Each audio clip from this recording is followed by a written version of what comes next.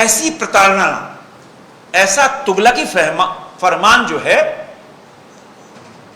हमने आपातकाल के समय देखा था।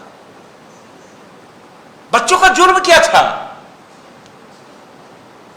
आप उनकी नौकरियां बेच दी, भविष्य बेच दिया, और भविष्य करोड़ों में बेचा। कुछ 100-200 करोड़ का मामला नहीं था, लगभग 1000 करोड़ रुपया कमाया आपने। बच्चे चुप बैठ जाए। और जब इस धरती पे बच्चों का लहू बहा,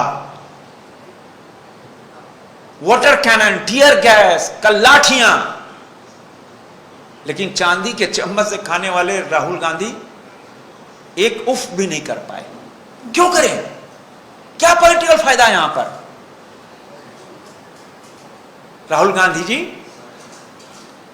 आप इतने बड़े अपॉर्चुनिटिस्ट हो, इतने बड़े मौका परस्त हो ना, क्योंकि आपका आइडियोलॉजी है देश से पहले कांग्रेस, और कांग्रेस से पहले मैं, मेरी बहन और मेरी मां, 3 लोग बस। आपका ध्यान नहीं किया। लाठियां चले, 12-14 घंटे बीत गए, आज तक कोई छोटा सा ट्वीट भी नहीं आया। यही दोहरा चरित्र, यही दोहरी नीति, क्योंकि कोई पॉलिटिकल फायदा नहीं है ना भाई। यहां तो मेरी बैसाखी में सरकार चल रही है, इसीलिए कुछ बोलोगे नहीं। इसीलिए देश आपको सबसे बड़ी झूठ की फैक्ट्री बांटता है। देश इसीलिए राहुल गांधी आपको सीरियस नहीं लेता है। किंतु मैं हेमंत सोरेन जी को चेताता हूं, मुख्यमंत्री है, माननीय मुख्यमंत्री है, माननीय मुख्यमंत्री जी, बच्चों पे एक एक पड़ी लाठी,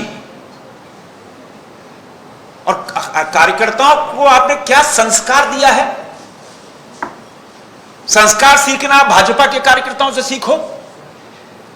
आपके कार्यकर्ता जिस तरह लाठियां लेकर सड़कों पर ऐसे उतरे, मानो क्या हो गया भाई?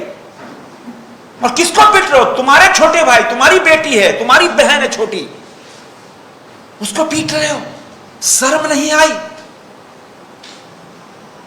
और जितना बड़ा कुठाराघात हुआ है, एक एक चोट और एक एक लाठी का जवाब देना होगा। मित्रों, इस देश की न्यायिक प्रणाली सबसे, दुनिया के सबसे सर्वोत्तम न्यायिक प्रणाली है। माननीय न्यायालय भी देख रहा है कि किस तरह निरीह बच्चों को कल पीटा गया, और आपने जो चीट किया,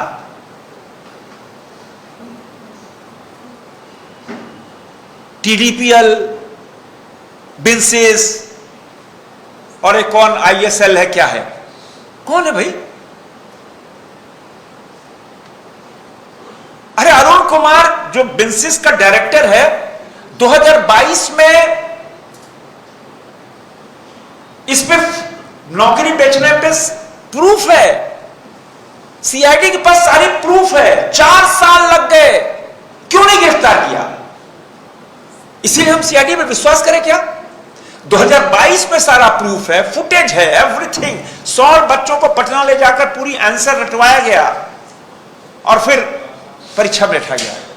इन 4 सालों के अंदर सीआईडी ने कुछ नहीं किया। इसीलिए तो जनता का विश्वास सीआईडी पे नहीं है, इसीलिए तो बच्चों का विश्वास सीआईडी पे नहीं है, इसीलिए हम सीबीआई की जांच की मांग कर रहे हैं। लेकिन सीबीआई जांच आप कराओगे नहीं। क्यों नहीं कराओगे? आपकी बड़ी बड़ी मछलियां फंसी हुई हैं। एक पूर्व मंत्री रहे, उनका संबंध, उनका निकट का संबंधी सदस्य था, माननीय मुख्यमंत्री जी का भी एक रिश्तेदार सदस्य था, जेएमएम का महासचिव, किंतु पत्नी थी। और कहां कहां तक नेटवर्क जा रहा है भाई? इसीलिए आप सीबीआई जांच नहीं कराओगे। लेकिन मैंने कहा, यह देश 140 करोड़ देशवासी अपने न्यायिक प्रणाली पर भरोसा करते हैं कि न्याय मिलेगा। सीबीआई जांच करानी ही होगी। आप कितना आतंक कर लो, सच को डरा नहीं सकते। सच को आप लाठियों से नहीं पीड़ित कर सकते। सच सच ही रहेगा। और मैं तो पूछना चाहूंगा माननीय मुख्यमंत्री जी, आपने एक वरिष्ठ अधिकारी नीलिमा केरकेट्टा जी को जेपीएससी का चेयरमैन बनाया था। एक वरिष्ठ अधिकारी थी, ईमानदार कर्तव्यनिष्ठ अधिकारी थी। 2024 में जब रिटायर हो रही थी, उन्होंने सरकार को एक पत्र लिखा कि जेपीएससी में इतनी इतनी कमियां हैं, ये घोटाले हो रहे हैं। सदस्य लोग परीक्षा के परिणाम 5-5, 6-6 महीने फाइल अपने पास रोक के रख रहे हैं। यह 2 साल पहले नीलिमा केरकेट्टा जी ने सरकार को बता दिया। क्या मजबूरी थी? क्या दबाव था? क्या लालच थी? जनता जानना चाहती है ना कि आप एक वरिष्ठ अधिकारी का सरकार को पत्र जाना, जेपीएससी की कमियां बताना, उजागर करना और सरकार का मम होना, मतलब हम मिले हुए। इसका मतलब तो यही हुआ ना। क्या मैं आप तमाम मीडिया के माध्यम से झारखंड के करोड़ों लोग जानना चाहते हैं नीलिमा केरकेट्टा जी का पत्र का सच। क्यों जवाब सरकार ने नहीं दिया?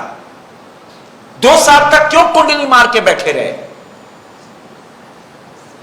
इसीलिए हम सीबीआई की जांच मांग करते हैं। दूध का दूध, पानी का पानी करना है, क्यों नहीं कराते भाई? और परसों तो हद हो गई, आपने माननीय न्यायालय में कैविएट भी नहीं दाखिल किया। आपके महाधिवक्ता भी उपस्थित नहीं हुए। मतलब आपने लाखों छात्रों का भविष्य जिन्होंने बेचा, सरकार उनके समर्थन में खड़ी रही। क्यों नहीं खड़ी रहेगी? अरे आर्थिक लाभ हुआ, आपके लोगों ने आर्थिक लाभ लिया।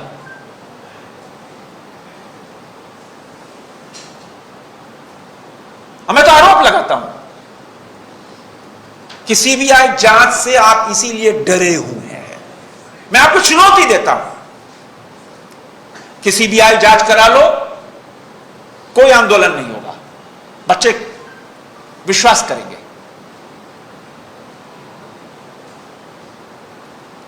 और राहुल गांधी, आप में जरा सी भी मॉरलिटी है? आपकी जो ये नौटंकी चले ना, गूंज, आपकी रांची में बच्चों की लाठियों की गूंज आपके कानों पे नहीं पड़ी। अगर जरा सी भी मॉरलिटी है, नैतिकता बची है, आओ रांची, चलो पारस हॉस्पिटल, चलो सदर अस्पताल, चलो बच्चों के पास जो लाठियां पड़ी उनको देखो जाके। नहीं आओगे। जिस दिन रक्त बहा रांची की सड़क उस दिन नहीं आए। लेकिन फिर भी मैं राहुल गांधी जी आपको चुनौती देता हूं, क्योंकि देश आपकी चाल, चरित्र और चेहरा जानता है।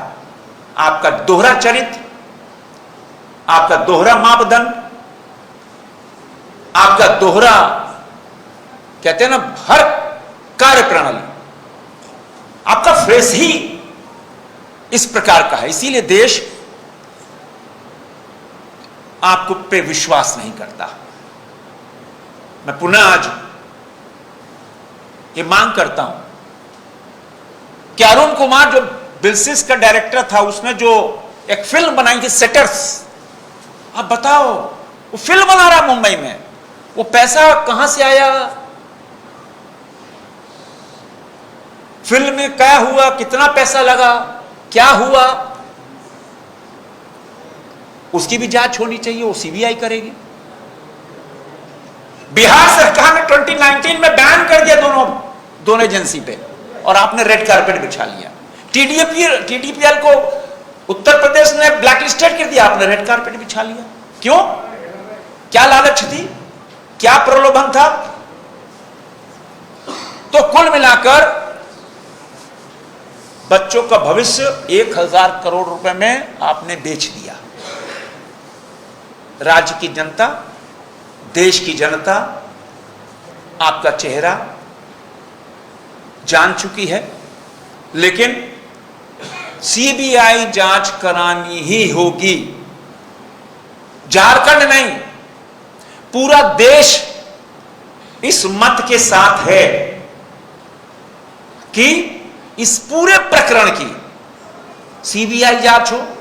और कल फुटेज निकालकर, पहला मांग सीबीआई जांच, दूसरा हमने सेटर्स वाली फिल्म की बताई, तीसरा हम बता रहे कि जो कल जो लाठियां जिन पे चली, फुटेज निकालकर जो भी लोग हैं उन पे एफआईआर को, उनको अरेस्ट करो।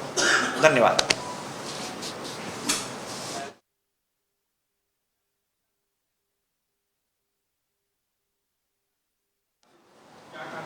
क्या जी?